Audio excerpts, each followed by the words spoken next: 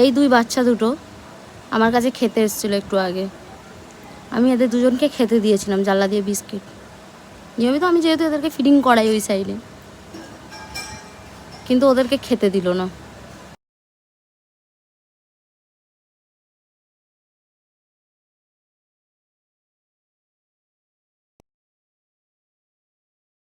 আর এই যে বিস্কিটটা এখানে পড়ে রয়েছে, এটা আমি ওই দুটো বাচ্চাকে এখনই খেতে দিয়েছিলাম, ঠিক আছে?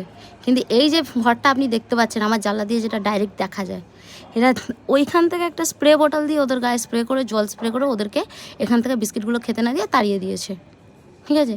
আর শুধু এটাই নয়, নিয়মিত টাইম বাচ্চাগুলোকে কখনো ওনার বাচ্চা ঢিল দিয়ে মারবে, কখনো এই করবে, কখনো ওই করবে, ঠিক আছে? আমি বলতে গেলে আমার সাথে দিনরাত অশান্তি, যেহেতু আমি ফ্ল্যাটে থাকি, আমার সাথে দিনরাত অশান্তি, আমার সাথে দিনরাত অশান্তি, মারধর সব কিছুই করে।